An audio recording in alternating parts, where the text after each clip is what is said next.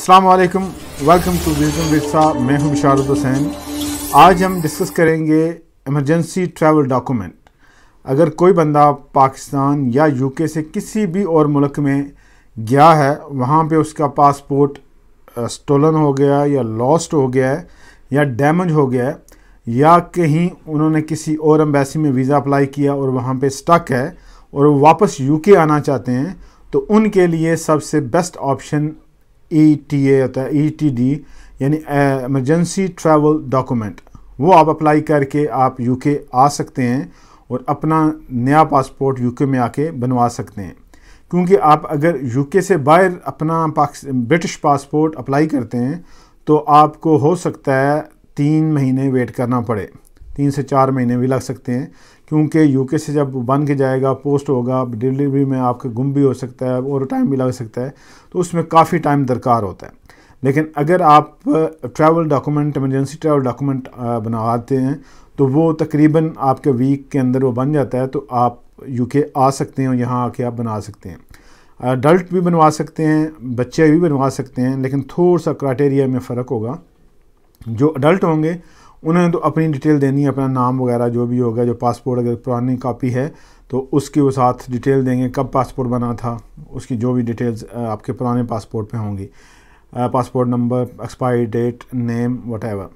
और अगर आपका पासपोर्ट बच्चे का है तो बच्चे के साथ फिर ज़ाहिर है, चूँकि बच्चा है तो गार्डियन या माँ बाप या जो पेरेंट होगा वो उसका ऑथराइजेशन चाहिए होगी।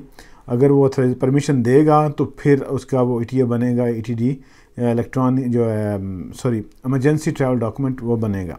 उसके लिए आपको क्या होगा कि वो आपने फ़ोटो जो है उसकी चाहिए होगी, पुराने पासपोर्ट की फ़ोटो चाहिए होगी, वो आपने अपलोड करनी पड़ेगी।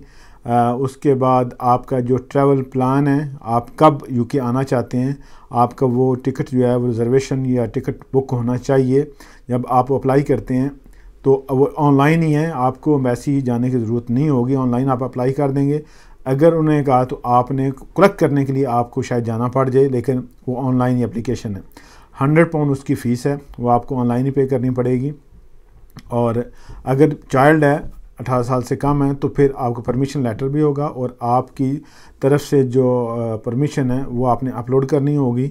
और अगर होम ऑफिस या पासपोर्ट ऑफिस को लगा कि कुछ डाटा में डिस्क्रिपेंसी है तो वो आपसे फ़र्दर डॉक्यूमेंट भी मांग सकता है, या आपसे पिछले 3-4 सालों के जो बच्चे के फ़ोटो हैं, फैमिली फ़ोटोज़ वगैरह, वो भी मांग सकते हैं। लेकिन जब तक आपका टिकट रिज़र्वेशन नहीं होगी या टिकट बुक नहीं होगा, जो आपका जो मेन अडल्ट है बच्चे के साथ, तो फिर जो इलेक्ट्रॉनिक उसका इमरजेंसी ट्रैवल डॉक्यूमेंट है वो इशू नहीं होगा। नॉर्मली ये 1 वीक 2 वीक के अंदर हो जाता है, डिपेंड करता है आपका ट्रैवल प्लान क्या है।